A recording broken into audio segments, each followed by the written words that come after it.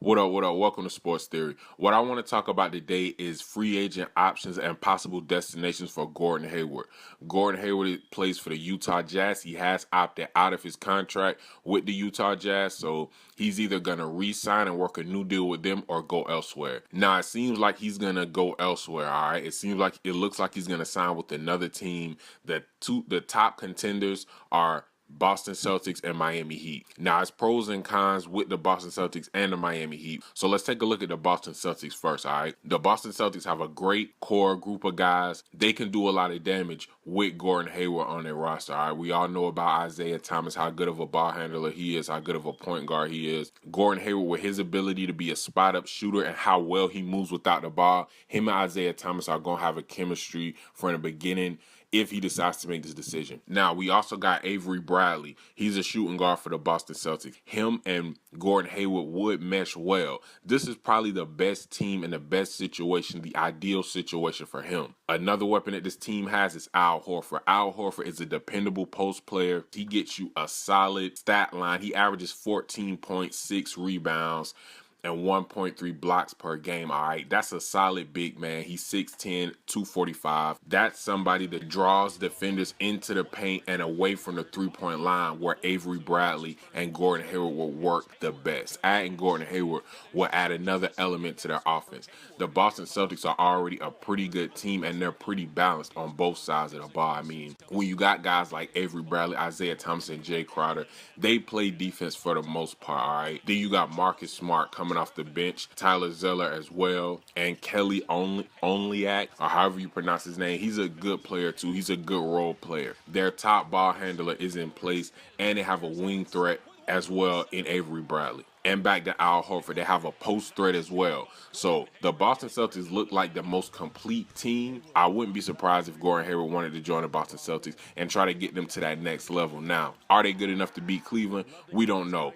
But adding Gordon Hayward to the Boston Celtics would definitely help. All right, now let's take a quick look at the Miami Heat. I think this would be the best move for Gordon Hayward because this team isn't as well balanced as the Boston Celtics, but their future looks really bright. And in a couple of years, they'll be where the Boston Celtics are now. But with that growth, I think the Miami Heat could surpass Boston Celtics as the second best team in the NBA to the Cleveland Cavaliers. That will be later down the line, though. Right now, Miami is too young to do any of that, but I'm just looking towards in the future, considering he does sign a big long-term deal, which is probably what he'll do. Wherever he goes next, he'll probably be there for a while. So let's start with the backcourt. This Miami Heat backcourt has a lot of potential. Gordon Dragic and Dion Waiters.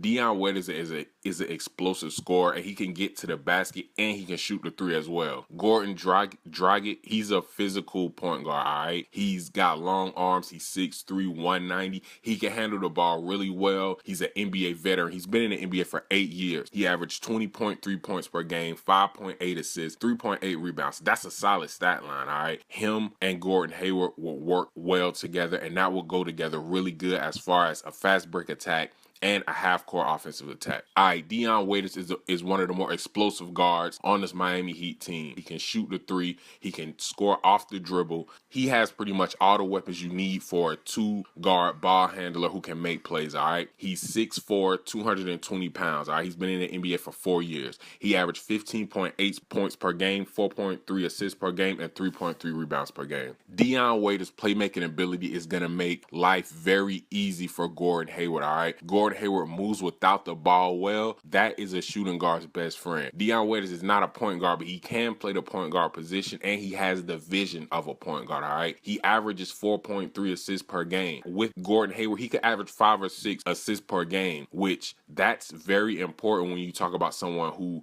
can score like Dion Waiters. I mean, he can score 30 points in a game. He's an explosive scorer. Don't let his point per game average fool you. When the pressure is on, he can score into the 30s. Him, Gordon Dragic, and Gordon Hayward on the same team in that backcourt, that's going to be fun to watch. All right, now let's look at Hassan Whiteside. Hassan Whiteside is one of the best young centers in the NBA. He's 7 foot, 265. He's been in the NBA for 4 years. Hassan Whiteside averages 17 points per game and 14 rebounds a game and 2.1 blocks per game. All right, this is a big time big man. All right, this is someone who's going to benefit from Gordon Hayward coming to Miami. Adding more scores onto this Miami Heat team, like Gordon Hayward, is going to open the floor up for Hassan Whiteside. He already can dominate the paint. He's going to get a lot of open looks. He's going to get a lot of open shots. Gordon Hayward will be able to get Hassan Whiteside in good positions that's going to allow him to make easy shots. That's going to increase his confidence. So that's going to be a good look for Miami Heat if they get Gordon Hayward. I think the best move for him would be to join the Miami Heat. When you look at the team's rosters, Miami is the younger team. Miami has the brighter future. Right now, Boston is the better team, but I don't think Cleveland is going to get bad anytime soon. Cleveland's going to run the East for a while. Nobody else is going to come close. Gordon Hayward going to either of these teams probably won't change anything next year. Cleveland's trying to reload and get another superstar. I think his best bet would be to go with Miami, build a relationship. Then when they reach their peak, he'll be already accustomed to playing with the team. He'll already be comfortable. They're going to have to build him and implement him into their game plan. That's not something that happens easy. That's not something that you do in 1 year. It's going to take a while. If it takes too long in Boston, he's going to miss his opportunity for a championship. Cleveland is too good.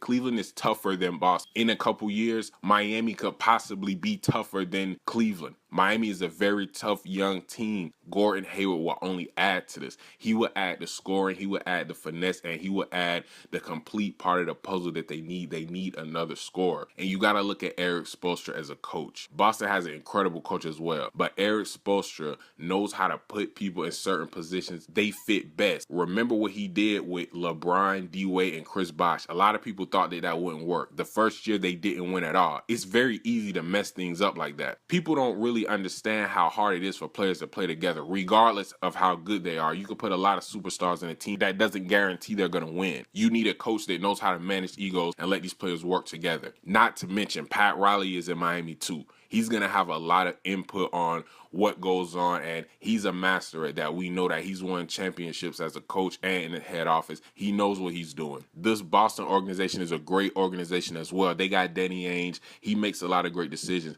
But what I'm worried about is the toughness and how long is Boston going to be a contender. If one or two players leave Boston, it will change their team drastically. Their team will go from one of the top teams in the East to a middle tier team if just one of these guys leave. But if you look at Miami, they have a more solid foundation. They have the people in the office. They have the coach.